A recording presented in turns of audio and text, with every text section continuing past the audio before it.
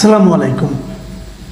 প্রিয় দর্শক, বাংলাদেশের রাজনীতিতে, কূটনীতিতে একটা অভূতপূর্ব ঘটনা ঘটতে যাচ্ছে।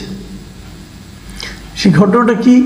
সেই ঘটনাটা হচ্ছে যে ডক্টর মোহাম্মদ ইউনূস, আমাদের অন্তর্বর্তীকালীন সরকারের যিনি প্রধান উপদেষ্টা, সেই ডক্টর মোহাম্মদ ইউনূসের সঙ্গে মার্কিন প্রেসিডেন্ট জো বাইডেন আগামী 24 তারিখে জাতিসংঘ সদর দপ্তরে একটা দ্বিপাক্ষিক বৈঠকে মিলিত হবেন। তো এটা অভূতপূর্ব কেন, নজিরবিহীন কেন, সে ব্যাপারটা একটু বলি। এমনিতেই মার্কিন প্রেসিডেন্টের সঙ্গে একটা বৈঠক করা আমাদের মতো দেশের সরকার প্রধানের জন্য একটা যে কত বড় ঘটনা, কত আকাঙ্ক্ষিত ঘটনা, এটা আমরা বিগত সরকার প্রধান শেখ হাসিনার বিভিন্ন সময়কার যে আকুতি, যে চেষ্টা, যে কাতর আর্তনাদ, তার মধ্যে আমরা বারবার দেখেছি।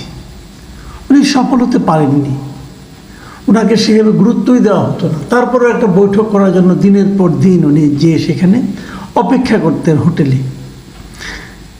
আর এক্ষেত্রে যেটা হচ্ছে যে মার্কিন প্রেসিডেন্ট ইউনূস সাহেবের সঙ্গে দেখা করবেন নিউ ইয়র্কে।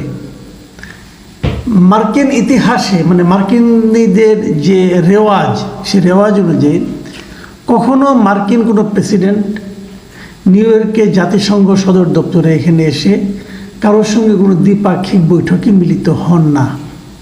এরা সাধারণত করেন কি, এখানে আসেন, যখন তারা নিউ ইয়র্কে আসেন, যখন তারা জাতিসংঘের কোনো অধিবেশনে আসেন, বড় জোর তারা সাধারণ পরিষদে একটা বক্তৃতা দেন, এই দেওয়ার জন্য আসেন। অথবা আরেকটা কাজ তারা করেন, সেটা হলো বিশ্ব নেতাদের সম্মানে একটা ভোজের আয়োজন করেন। এছাড়া ওই ভোজে হয়তো কেউ সালাম টালাম দেয়, আমাদের আগের প্রধানমন্ত্রী একবার দুইবার দিয়েছিলেন, ওই এর চেয়ে বেশি কিছু আর হয় না।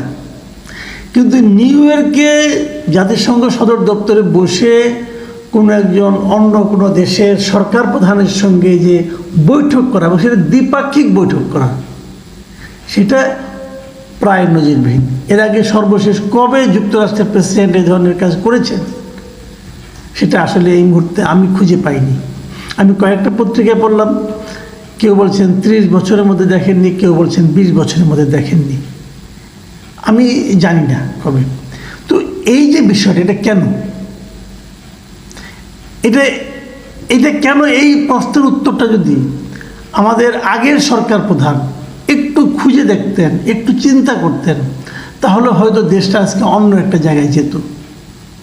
আমি বারবারই বলেছি, আগেও বলেছি, বহুবার বলেছি যে আগের যে সরকার প্রধান ছিলেন শেখ হাসিনা, উনি যেন গায়ে, মানে পায়ে পাড়া দিয়ে ঝগড়া করা যেটা বলে, উনি সেই কাজটাই করতেন ডক্টর ইউনূসের সঙ্গে একদম শুরু থেকেই। মানে ইউনূসকে যেন উনি সহ্যই করতে পারতেন না। অপরাধ সম্ভবত একটাই ছিল, সেটা হলো ইউনূস সাহেব নোবেল পেয়েছিলেন। এটা হয়তো উনি পেতে চেয়েছিলেন, এটা ইউনূস সাহেব পেয়ে গেছেন। ভাই, নোবেল আপনি পাননি, আপনি যোগ্য নন বলে আপনাকে নোবেল দেওয়া হয়নি, এত আফসোস করার কি আছে রে ভাই? একটা পরীক্ষায় তো সবাই ফার্স্ট হয় না, তাই না? তো উনি পেয়েছেন, আপনি পাননি, আপনার সেই যোগ্যতা নেই। এখন আপনার যারা চামচা ছিল, এই চামচারা আপনাকে বুঝিয়েছে যে আপনি যোগ্য, আপনার চেয়ে যোগ্য এই বাংলাদেশে আর কেউ নেই, এই পৃথিবীতে বোধহয় কেউ নেই। মাদার অফ হিউম্যানিটি না কি যেন বলেছিল। তো সেই মাদার অফ হিউম্যানিটিতে কাজ হয়নি রে ভাই। এটা আপনার নেতারা, আপনার কর্মীরা, আপনার অনুগতরা আপনাকে বলে বলে ওখানে উঠিয়েছিল, কিন্তু সারা দুনিয়া তো সেভাবে আপনাকে বিচার করতো না। এই জিনিসটা বুঝতে পারতেন না। এখন আরেকজন পেয়েছে, আমার দেশের একজন নাগরিক পেয়েছিল, সেটা কিন্তু আপনি সেলিব্রেট করতে পারতেন, সেটাকে আপনি কাজে লাগাতে পারতেন। বহুবার আমি বলেছি যে ডক্টর ইউনূসের সঙ্গে ঝগড়া করে শেখ হাসিনার কোনো লাভ নেই, বরং ডক্টর ইউনূসকে উনি ব্যবহার করতে পারতেন।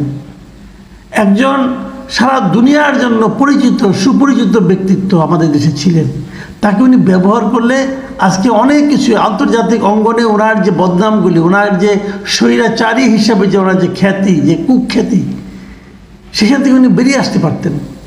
কিন্তু ওই যেটা বলে না যে গাধায় সবসময় পানি নাকি ঘোলা করে খায়, তো উনি সেই ঘোলা করে খেতে গিয়েছিলেন। মাঝখান থেকে কি হলো, নিজের চেয়ারটা ভরালেন, পালিয়ে যেতে হলো এবং নিজে একজন স্বৈরাচারী বনে গেলেন। এই মোসাহেবের ঠেলায় উনি যে কত অধপতনে নেমেছিলেন তার কোনো ইয়ত্তা নেই। যাই হোক, আমি ডক্টর ইউনূস প্রসঙ্গে আসি। এই যে বৈঠকটা হবে, এই বৈঠকটা 24 তারিখে হবে। ডক্টর ইউনূসের কিন্তু 24 তারিখে ঢাকা থেকে যাওয়ার কথা ছিল, কিন্তু এই বৈঠকটার জন্য উনি কিন্তু একদিন আগে যাচ্ছেন, 23 তারিখে যাচ্ছেন। এবং যথারীতি অনেকগুলি পার্থক্য আসলে আগের সরকারের প্রধানের সঙ্গে এই সরকার প্রধানের জাতিসংঘে যাওয়ার ক্ষেত্রে অনেকগুলি পার্থক্য। বিশাল বহর নিয়ে যাচ্ছেন না, বিমান ভাড়া করে নিয়ে যাচ্ছেন না, উনি যাচ্ছেন একটা কমার্শিয়াল এয়ারলাইন্সে।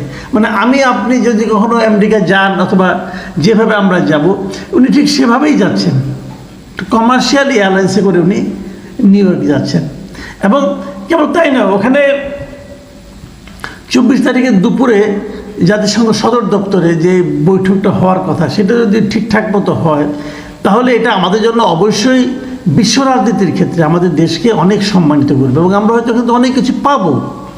এবং আরও বড় কথা হলো যে এই বৈঠক ছাড়াও ডক্টর ইউনূসের যে সংক্ষিপ্ত সফর, উনি কিন্তু 27 তারিখে ফেরত আসবেন।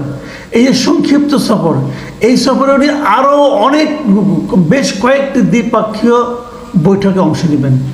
উনি কার কার সঙ্গে মিলিত হবেন, যদিও ভারতের প্রধানমন্ত্রীর সঙ্গে ওনার বৈঠকটা হচ্ছে না, এটা ভারতও সম্মতি দেয় না, এটা মূল কারণটা অন্য জায়গায়।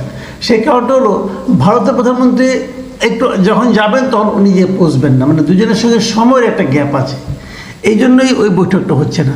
তাছাড়া উনি ওখানে যার যার সঙ্গে আরও বৈঠক করবেন, তাদের মধ্যে আছেন নেদারল্যান্ডসের প্রধানমন্ত্রী, পাকিস্তানের প্রধানমন্ত্রী, নেপালের প্রধানমন্ত্রী, ইউরোপিয়ান কমিশনের প্রেসিডেন্ট, যুক্তরাষ্ট্রের পররাষ্ট্রমন্ত্রী, জাতিসংঘের মহাসচিব, জাতিসংঘ মানবাধিকার সম্পর্কিত হাই কমিশনার, বিশ্বব্যাংক গ্রুপের প্রেসিডেন্ট, USAID-এর প্রশাসক, এরকম আরও অনেকের সঙ্গে ওনার দ্বিপক্ষীয় বৈঠক হবে। এর বাইরে ইতালির প্রেসিডেন্ট এবং কুয়েতের ক্রাউন প্রিন্সের সঙ্গেও একটা দ্বিপাক্ষিক বৈঠকের আলোচনা হচ্ছে, এটাও হতে পারে। তাহলে দেখুন, একটা উনি যে অল্প সময়ের জন্য যাচ্ছেন, কিন্তু উনি কিন্তু অনেকগুলো কাজ করে আসছেন। একজন মানে আন্তর্জাতিক খ্যাতিসম্পন্ন ব্যক্তির এটাই সুবিধা, উনি যদি কারোর সঙ্গে দেখা করতে চান, ইচ্ছা পোষণ করেন, সেটা কিন্তু তারা গুরুত্ব দেয়। এবং আমার তো মনে হয় আন্তর্জাতিক অঙ্গনে বাংলাদেশের এবার যতটুকু সুনাম বৃদ্ধি হবে, সেটা আসলে আমাদের জন্য খুবই রিমার্কেবল একটা অ্যাচিভমেন্ট হবে বলে আমার ধারণা। আমরা অপেক্ষা করি, দেখি শেষ পর্যন্ত কী দাঁড়ায়। এবং আমরা ওই সময় যে যে বিভিন্ন গণমাধ্যমগুলো সারা দুনিয়ার, আমরা সেই গণমাধ্যমগুলোতে ওটা সতর্কভাবে খেয়াল রাখবো যে এই সফরটাকে ডক্টর ইউনূসের সেখানে যাওয়া, বিভিন্ন বিশ্ব নেতৃবৃন্দের সঙ্গে দেখা করা, সেগুলি মিলিয়ে আমরা আসলে কি পাই। এগুলি কি কেবলই দেখা মানে চোখের দেখা করা, নাকি এই আগে কিন্তু হতো একটা সেলফি তোলা নিয়ে কত রকম নাটক যে আমরা দেখেছি। তারপরে তো পররাষ্ট্রমন্ত্রী ওই সময় যিনি ছিলেন মোমেন সাহেব, তিনি সব ফাঁস করে দিলেন, বললেন উনি যে রিকোয়েস্ট করেছেন যে আপনার সঙ্গে এটা আমাদের প্রধানমন্ত্রী সেলফি তুলতে চায়। যাই হোক, এবার কী হয় সেটা আমরা একটা তুলনা করতে পারবো হয়তো বা। প্রিয় দর্শক, আর কয়েকদিন মাত্র অপেক্ষা করুন, দেখা যাক কী হয়। আল্লাহ হাফেজ।